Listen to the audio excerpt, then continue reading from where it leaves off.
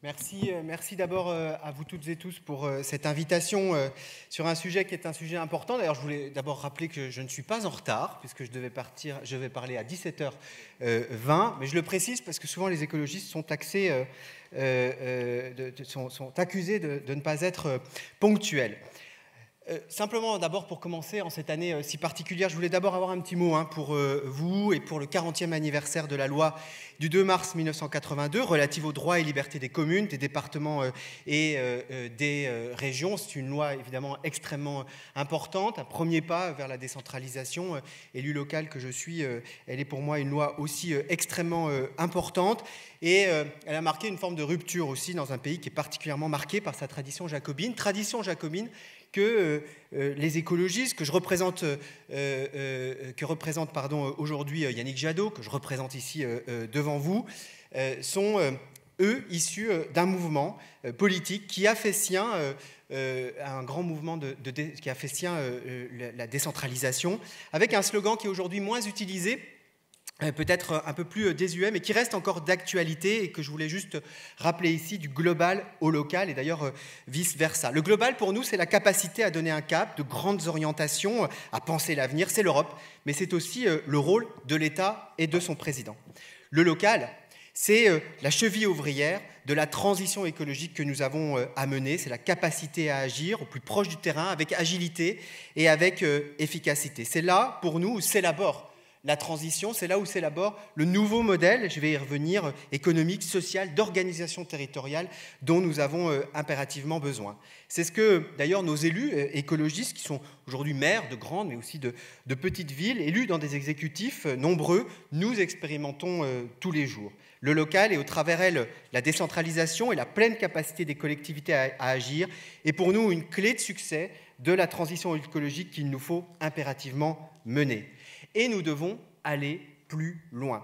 Oui, nous voulons stopper le mouvement de recentralisation qui est opéré par le gouvernement actuel au travers, par exemple, du pacte de Cahors qui, pour nous, a enserré, parfois même d'ailleurs étouffé les collectivités et leur capacité d'investissement, ou encore le retard de 2 ans pris par le CPER. Nous souhaitons, oui, aller plus loin dans la décentralisation et donner toute leur place aux collectivités locales.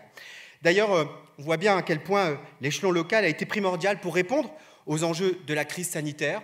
On l'a vu par exemple dans les centres urbains avec le déploiement en quelques jours parfois de coronapistes ou alors l'installation de centres de vaccination et donc d'une réponse qui est une réponse d'urgence qui a été prise en charge par les collectivités. Ou encore, aujourd'hui, plus proche de nous, la crise ukrainienne, d'ailleurs, qui touche de manière très forte nos collectivités avec les difficultés d'approvisionnement des matériaux hydrocarbonés, l'explosion des prix des matières premières, et où les collectivités montrent d'ailleurs aujourd'hui encore leur capacité à agir au plus proche du terrain avec l'accueil des réfugiés. Évidemment, c'est particulièrement vrai pour la crise climatique, qui est l'autre échelon aujourd'hui et plus adapté pour mener des projets que, nous le savons, sont parfois difficiles, comme par exemple l'installation, je sais que ça fait débat de champs d'éolien ou des politiques de réduction de la place de la voiture lorsque cela est possible. Ce que nous souhaitons, c'est instaurer un pacte avec l'ensemble des collectivités pour la transition écologique, pour l'égalité des territoires, pour la justice sociale et pour la transformation de notre économie vers un modèle qui est plus local, plus responsable, plus durable. Alors, on a ici je voulais partager avec vous plusieurs sujets importants pour nous en termes de transition qui illustre le rapport ou le partenariat que nous souhaitons installer entre l'État et les collectivités locales. Par exemple, c'est avec vous et avec les collectivités que nous atteindrons l'objectif que nous nous fixons et que Yannick Jadot a rappelé, de garantir 40% d'aires protégées sur le territoire français terrestre d'ici 2030, réparties sur l'ensemble du territoire. C'est avec vous que nous accompagnerons les villes dans le développement de la végétalisation avec un objectif de 12 mètres carrés d'espace vert préconisé par l'OMS pour l'ensemble des habitants et habitantes. Avec vous, avec un vrai partenariat avec l'État sur la politique pour la qualité de l'air, qui, je le sais, est une politique compliquée, notamment avec la création des zones à faible émission, pour que justement ces zones ne soient pas des zones d'exclusion des plus précaires, mais au contraire l'occasion d'investir dans des alternatives à la voiture individuelle et un accompagnement des plus vulnérables de nos concitoyennes et concitoyens face à la nécessité de changer nos modes de mobilité. C'est encore avec vous, avec les collectivités, que nous souhaitons répondre à la situation sociale et écologique majeure qui fait qu'aujourd'hui, 3,5 millions de nos concitoyennes et concitoyens vivent en situation de précarité énergétique dans leur logement. Ils subissent le prix de l'énergie. Nous souhaitons mettre 10 milliards d'euros sur la table pour investir dans la rénovation énergétique de ces bâtiments. Objectif, moins 17% d'émissions carbone sur ces sujets. 93 000 emplois créés dans cette filière. C'est là encore, avec les collectivités locales et territoriales, que nous pourrons déployer cette politique, de la même manière que c'est avec les collectivités territoriales que nous pourrons créer 700 000 logements sociaux net sur le quinquennat. C'est 150 000 nouveaux logements chaque année, dont 60 000 très sociaux. C'est 800 millions d'euros par an que nous souhaitons investir dans le Fonds national d'aide à la pierre réparti entre l'État, l'Action Logement et bien sûr les collectivités. Puis enfin, Yannick Jadot en parle souvent, c'est avec vous que nous ferons un plan majeur de réindustrialisation, créateur de centaines de milliers d'emplois dans les territoires. Pour nous, c'est une priorité extrêmement importante, de refonder notre modèle économique et notre modèle de production. C'est reconstruire une politique industrielle française, c'est créer des pôles de compétitivité au travers notamment d'un effort exceptionnel sur la formation, sécuriser la transition écologique des entreprises et de leurs salariés, par exemple par des contrats territoriaux de transition. Ce contrat, d'ailleurs, sera signé par l'État, les entreprises, les partenaires sociaux et bien sûr les collectivités dans des bassins touchés par une réduction importante d'activité. Voilà les exemples que je voulais partager avec vous. Je vois qu'il me reste 20 secondes sur les vastes projets sur lesquels, pour essayer d'illustrer la manière dont nous percevons la relation entre l'État et les collectivités, notre volonté aussi d'aller plus loin dans la décentralisation et de donner toute leur capacité d'agir à l'ensemble des collectivités territoriales, parce que oui, avec Yannick Jadot, nous pensons que c'est une des clés de succès de la transition écologique qu'il nous faut impérativement mener. Je vous remercie. Je demande maintenant à Virginie Carolo-Luttrot, qui va vous poser les 3 questions annoncées. Je ne sais pas, mais je crois que ce n'est pas très économie d'énergie quand même. Oui, il fait chaud. Très très chaud. Oui, il fait chaud. Et eux, ils y sont depuis 14 heures. Désolé pour vous. Monsieur Belliard, vous évoquez une vision globale avec une action locale et vous avez souvent répété le mot partenariat entre l'État et les collectivités locales. Justement, dans ce cas de partenariat, est-ce que vous appelez un acte nouveau de décentralisation et quel en serait le contour ? Alors pour nous, l'acte de décentralisation, c'est pas... l'enjeu pour nous, ce n'est pas forcément un nouvel acte de décentralisation. On voit bien, d'ailleurs, après la fusion à la hussarde des régions et peut-être le mouvement plus réfléchi des communes nouvelles, pour nous, l'urgence, ce n'est pas là. L'urgence, c'est un approfondissement de la décentralisation autour peut-être de 3 points. La démocratie, plus de démocratie. Peut-être que je vais y revenir notamment sur les questions d'élection, par exemple pour les conseillers métropolitains.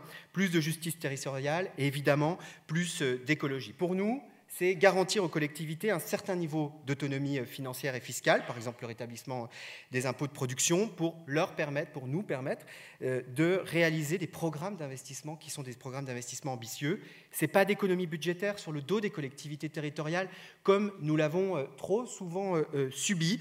C'est aussi libérer les capacités d'investissement territorial, qui ne doit pas être basé d'ailleurs uniquement sur les ressources propres, mais aussi en prenant compte du retour sur investissement des investissements, comme exactement cela se passe dans le privé. Par exemple, il est très anormal de ne pas considérer les économies d'énergie liées à des investissements en termes de rénovation énergétique des bâtiments. C'est aussi changer finalement la donne dont on calcule, dont on perçoit la nature des investissements qui sont aujourd'hui menés par les collectivités. Enfin, c'est mettre en place des mécanismes d'incitation dans lesquels l'État joue un effet de levier, généraliser la contractualisation responsable, au détriment d'ailleurs des appels à projets. Voilà quelques points peut-être pour vous montrer qu'à la fois, ce n'est pas un nouvel acte de décentralisation en tant que tel, mais plutôt un approfondissement en redonnant de la capacité d'agir à l'ensemble des collectivités et des acteurs.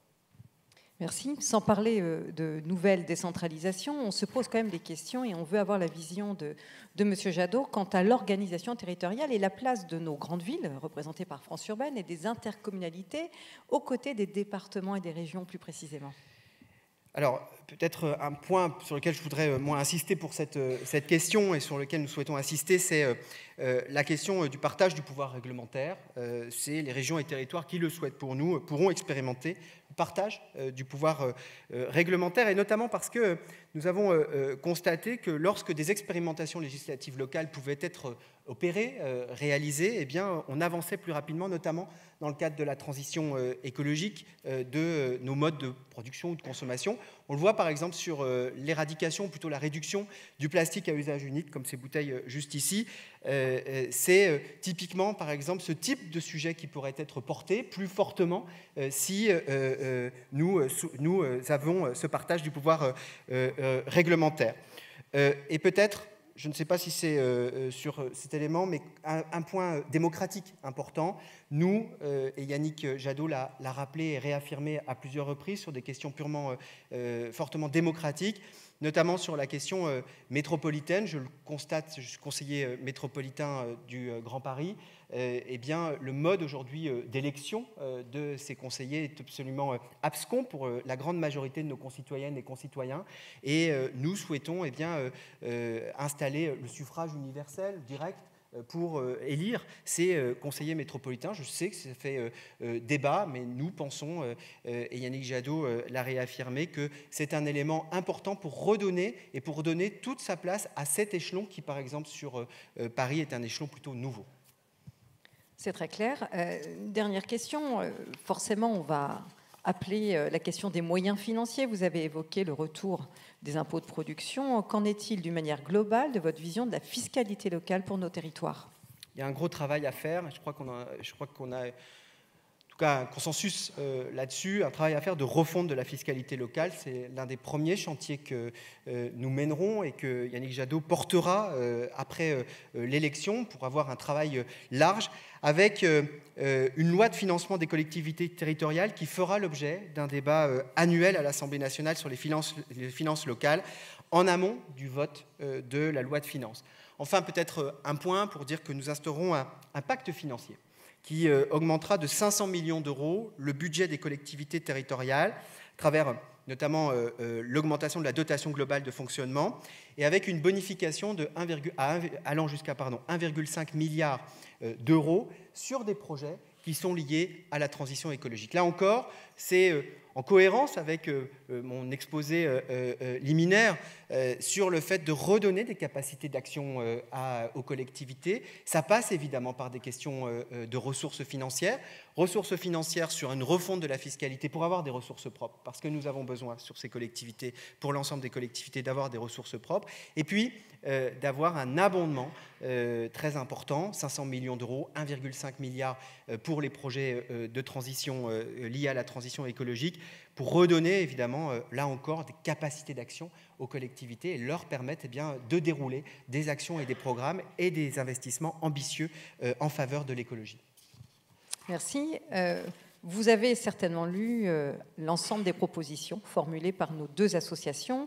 Vous pouvez rebondir sur l'une d'entre elles ou profiter de ces 2 dernières minutes pour aborder le sujet de votre choix.